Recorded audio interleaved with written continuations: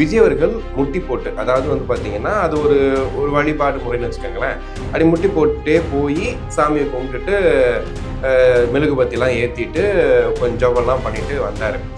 இந்த வீடியோ அப்படி வெளியாகுது. வெளியான கொஞ்ச நேரத்தில் பார்த்தீங்கன்னா, ஏன் இவ்வளவு பதறினாங்கன்னு எனக்கு தெரியல. இது வரைக்கும் விஜய் பண்ண எல்லா விஷயத்துக்கும் ஏதோ ஒரு இடத்துல ஒரு நாள் கழிச்சு கூட ஒரு ரியாக்ஷன் தெரியும். பட் இதுக்கு அப்படியே ஆன் ஸ்பாட்ல பார்த்தீங்கன்னா டக்குன்னு ரியாக்ஷன் தெரியுது. என்ன சொல்றாங்க அப்படின்னா,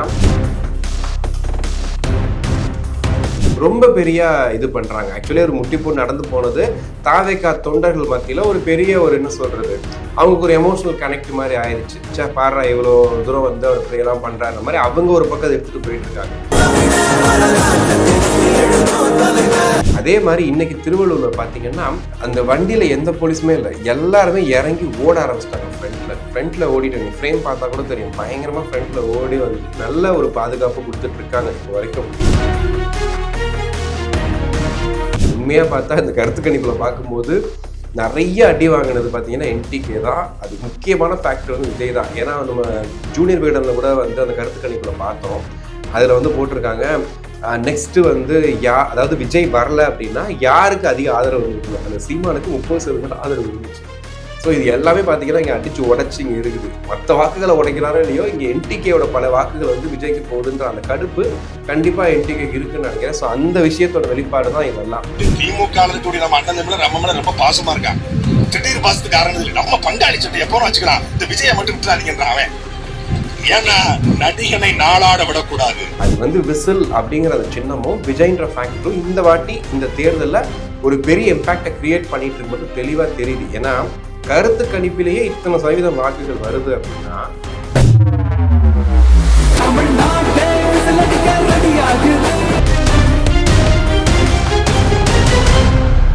உலகெங்கும் வாழும் தமிழ் நெஞ்சங்களுக்கு கிறிஸ்டியின் அன்பு வணக்கம். தமிழக சட்டமன்ற தேர்தல் 2026 அவ்வளோதான். இதோட வந்துட்டு எனக்கு தெரிஞ்சு நாளைக்கு ஈவினிங் 6 மணியோட எல்லா பிரச்சாரங்களும் முடிய போகுதுன்னு சொல்லிட்டாங்க. ஸோ எல்லாருமே பரபரப்பாக ரொம்ப தீவிரமாக பிரச்சாரத்தை மேற்கொண்டு வந்துட்டு இருக்காங்க. வித்தியாசமாக பண்ணுறாங்க. ஒரு பக்கம் குதிரை வச்சு பண்ணுறாங்க, ஒரு பக்கம் வந்து புல்லட்டில் போய் பண்ணுறாங்க, ஒரு பக்கம் வந்து நடந்தே போகிறாங்க. நிறைய விஷயங்களை பார்க்க முடியுது. ஸோ இந்த நேரத்தில் பார்த்தீங்கன்னா திருச்சி கிழக்கில் விஜய் அவர்கள் பிரச்சாரம் நேற்று மேற்கொண்டார். நிறைய இடங்களுக்கு போயிட்டு மக்களை சந்திச்சுட்டு வந்தார். ஒரு பெரிய கூட்டம் இருந்துச்சு, நிறைய பரிசு பொருட்கள்லாம் கொடுத்தாங்கன்னு சொல்லி நேற்று பேசியிருந்தோம். அதில் ஒரு முக்கியமான விஷயம் என்ன நடந்துச்சு அப்படின்னா, அங்கே இருக்கக்கூடிய புனித அந்தோனியார் தேவாலயத்தில் விஜய் அவர்கள் முட்டி போட்டு, அதாவது வந்து பார்த்தீங்கன்னா அது ஒரு வழிபாடு முறைன்னு வச்சுக்கோங்களேன். அப்படி முட்டி போட்டுட்டே போய் சாமியை கும்பிட்டுட்டு மெழுகுபத்திலாம் ஏற்றிட்டு கொஞ்சம் ஜபம்லாம் பண்ணிட்டு வந்தார். இந்த வீடியோ அப்படி வெளியாகுது. வெளியான கொஞ்ச நேரத்தில் பார்த்தீங்கன்னா, ஏன் இவ்வளவு பதறினாங்கன்னு எனக்கு தெரியல. இது வரைக்கும் விஜய் பண்ண எல்லா விஷயத்துக்கும் ஏதோ ஒரு இடத்துல ஒரு நாள் கழிச்சு கூட ஒரு ரியாக்ஷன் தெரியும். பட் இதுக்கு அப்படியே ஆன் ஸ்பாட்ல பார்த்தீங்கன்னா டக்குன்னு ரியாக்ஷன் தெரியுது. என்ன சொல்கிறாங்க அப்படின்னா, பாருங்க விஜய் அவருடைய புத்தியை காமிச்சிட்டாரு, அவர் ஜோசப் விஜய் தானே. அதுவும் சூரியன் தொலைக்காட்சியில் பார்த்தீங்கன்னா திருச்சி கிழக்கு தாவேகா வேட்பாளர் ஜோசப் விஜய் அப்படின்னே போடுறாங்க. அதாவது அவர் ஜோசப் விஜயா, அவர் கிறிஸ்தவர் வாக்குகளை வந்து அவர் கவர்றதுக்காக தான் அந்த மாதிரிலாம் முட்டி போட்டு போய் சாமி கும்பிட்றாரு. இவ்வளோ நாட்கள் வந்து விஜய் பண்ணாரா, என்ன இப்போ வந்து பண்ணுறாரு, நாடகம் ஆடுறாரா விஜய் அப்படிங்கிற மாதிரி கொஞ்ச நேரத்துக்குள்ள பயங்கரமாக பற்றிக்கிட்டு போகுது. என்னடா இதுக்காக தான் வந்து விஜய் திருச்சி கிழக்க வந்து சூஸ் பண்ணாரா, அவர் வந்து வேணும்னே தாங்க பண்ணுறாரு, அவர் ஜாதி ஓட்டை பார்க்குறாரு, கிறிஸ்தவ வாக்குகளை பார்க்குறாரு அப்படின்ட்டு பயங்கரமாக பேசுகிறாங்க.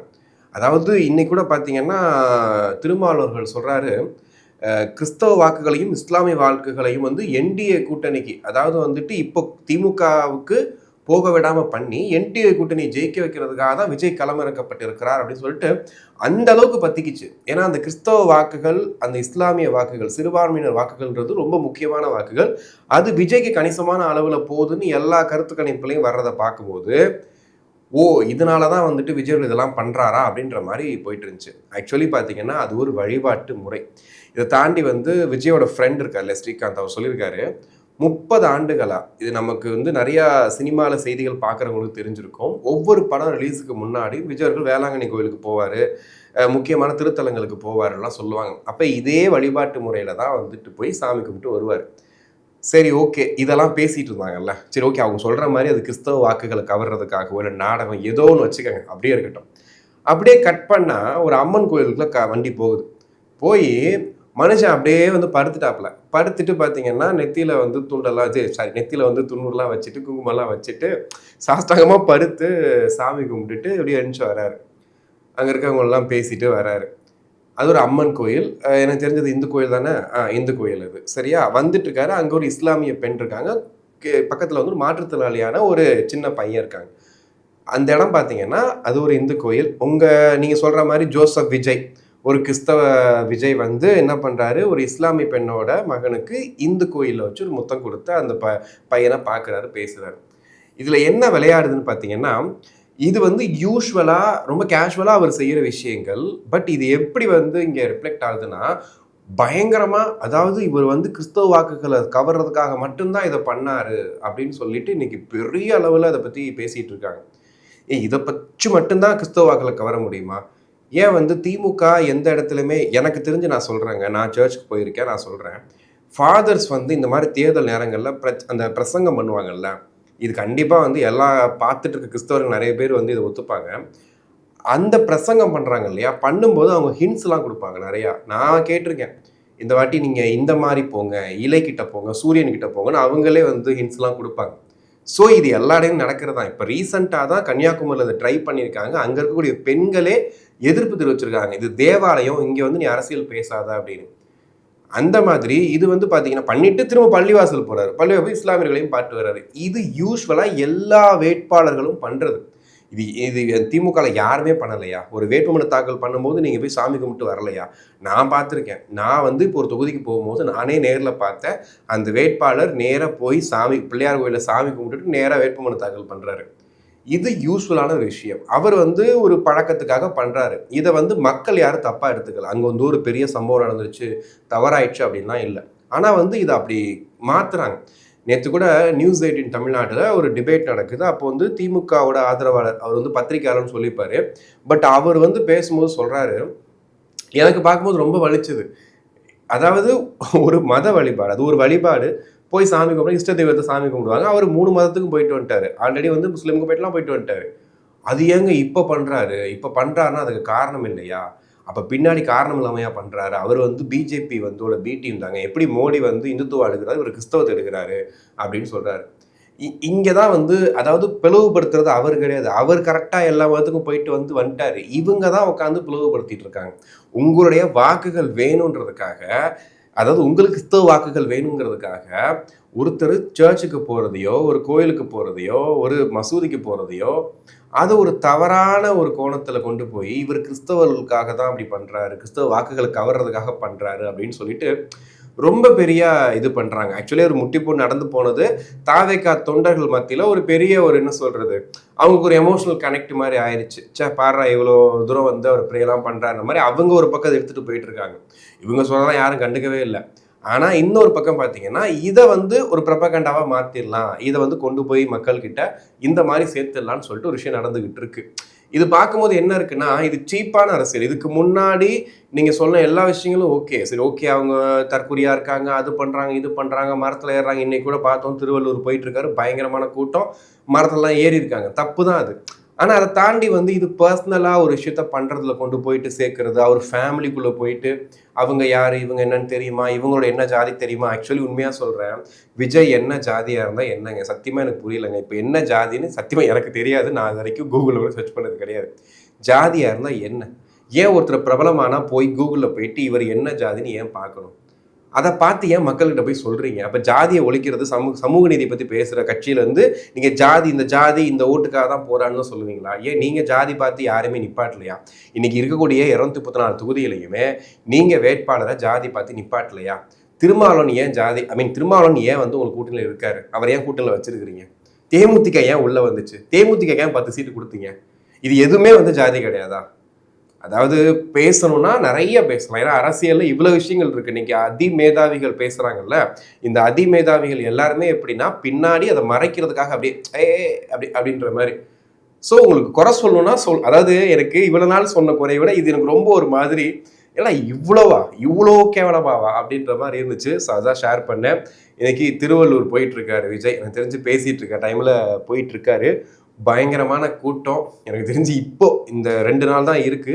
இதுக்குள்ள இன்னைக்கு திருவள்ளூர் முடிக்கணும், வெள்ளிவாக்கம் முடிக்கணும், அண்ணா நகர் முடிக்கணும், ஆர்கே நகர் சம்திங் அந்த பக்கம் தான் வரதா சொல்லியிருக்காரு. பட் இதுக்குள்ள வந்து இந்த பிரச்சாரங்களை முடிச்சிட முடியுமான்னு தெரியல. ஏன்னா பொன்னேரி போய் வந்து வரணும், போற வழி எல்லாமே வந்துட்டு கூட்டம் பயங்கரமா இருக்கு.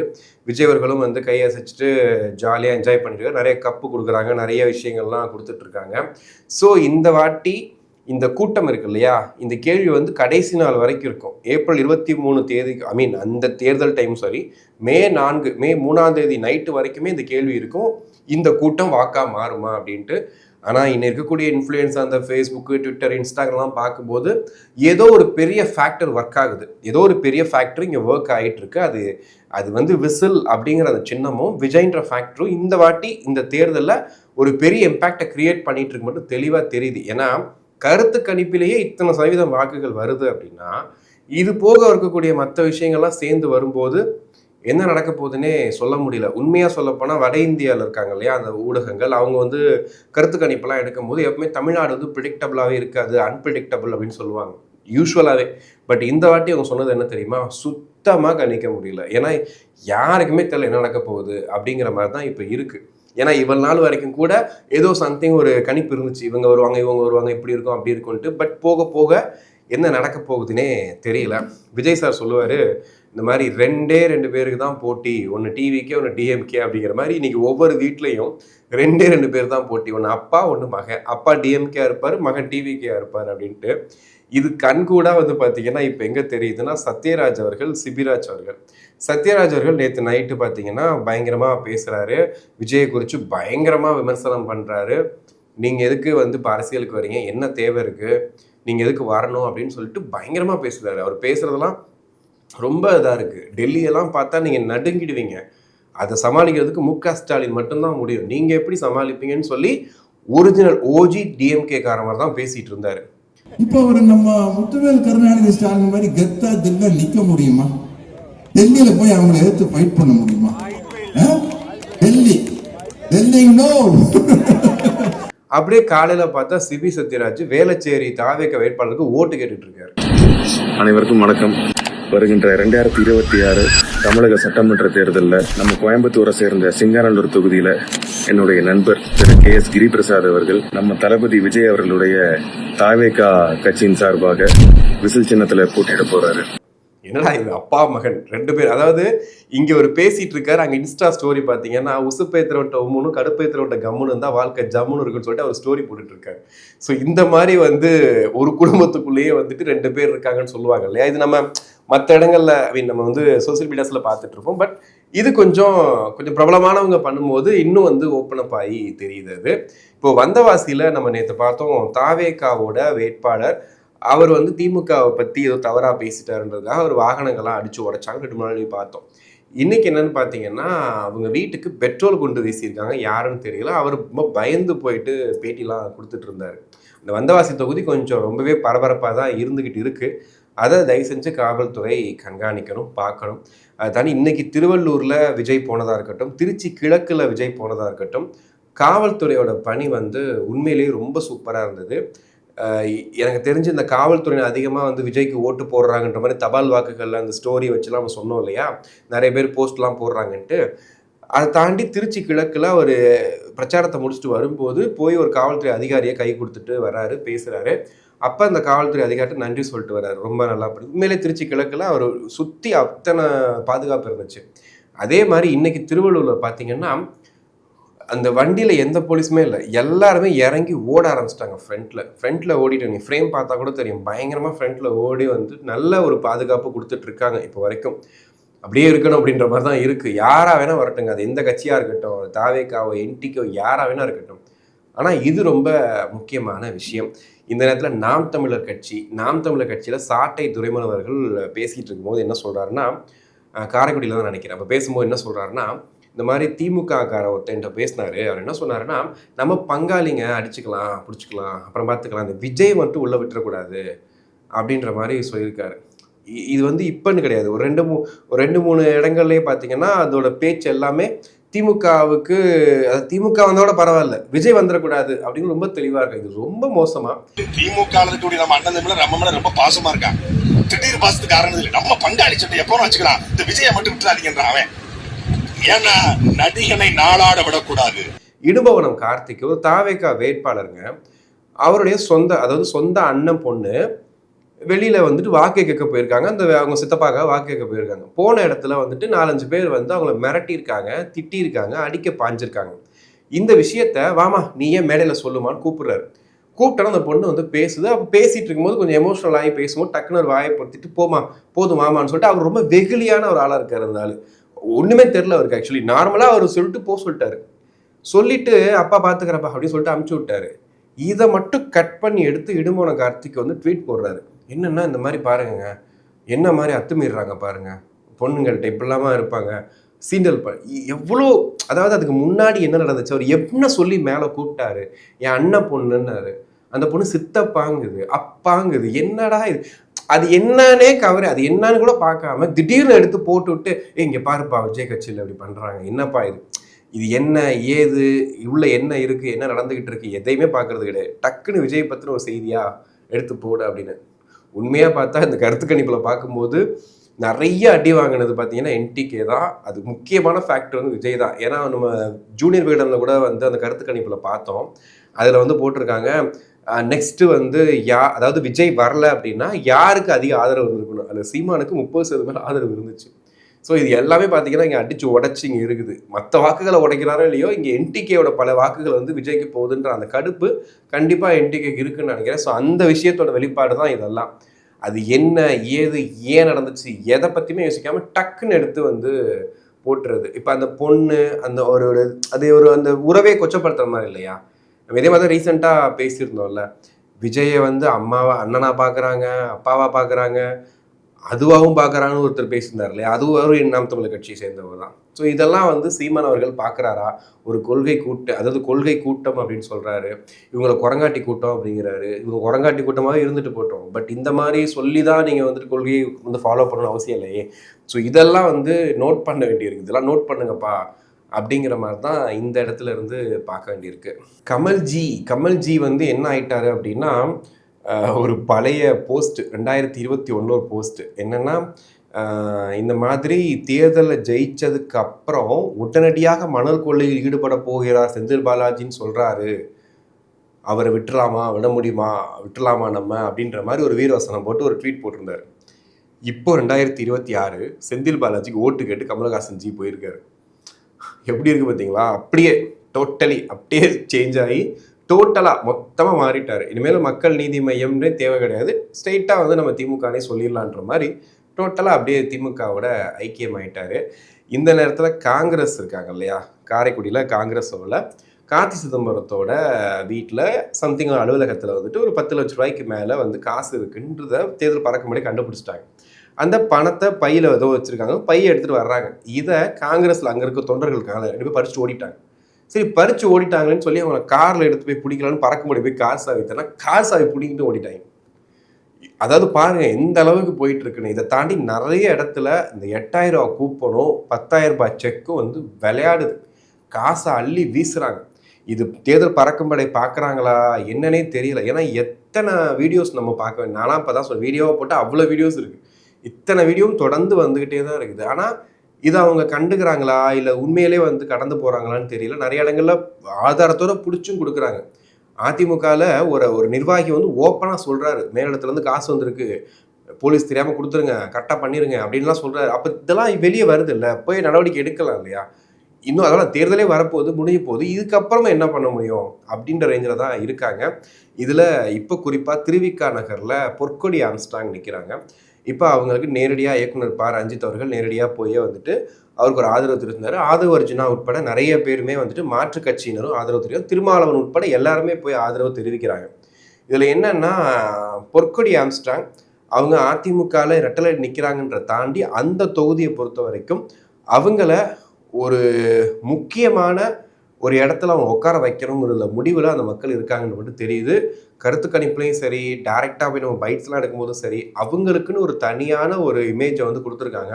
ஒரு 2 வயசு குழந்தைய வச்சுக்கிட்டு அவங்க ஓட்டு கேட்குற விதமாக இருக்கட்டும், அவங்க பேசுகிற விஷயமா இருக்கட்டும், அவங்களுக்கு எம்எல்ஏ ஆகணுங்கிற ஆசையெல்லாம் ஒன்றுமே கிடையாது.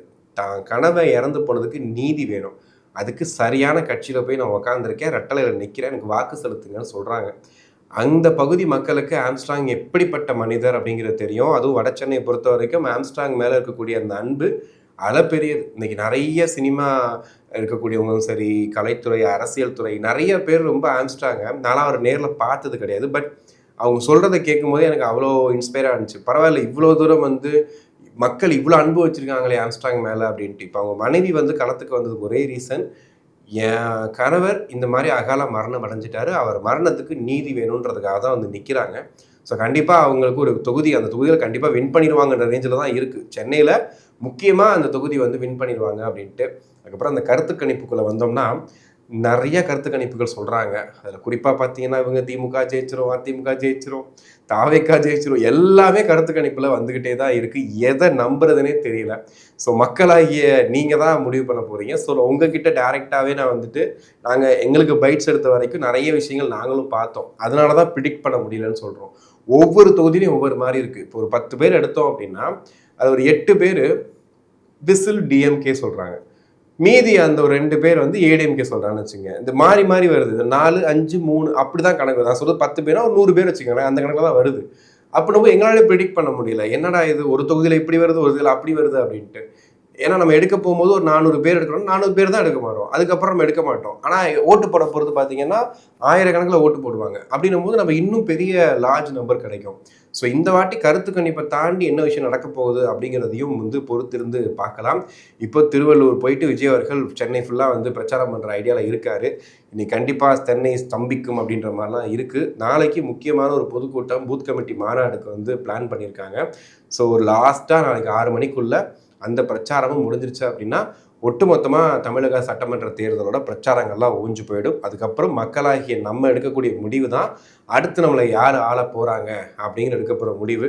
அதை கண்டிப்பாக நீங்கள் செஞ்சுருவீங்கன்னு நினைக்கிறேன். யாருக்கு வேணால் ஓட்டு போடுங்க, ஆனால் ஓட்டு மட்டும் கரெக்டாக போட்டுருங்க. ஸோ இந்த வீடியோ பற்றின கருத்துக்களை நீங்கள் கமெண்ட்ஸில் தெரிவிக்கலாம். உங்களுக்கு ஏதாவது சஜஷன் இருந்துச்சு, இந்த மாதிரி இதெல்லாம் வந்து நீங்கள் கொஞ்சம் ஆட் பண்ணி பேசுங்க அப்படின்னாலும் அதையும் வந்து நம்ம பேசலாம். நன்றி.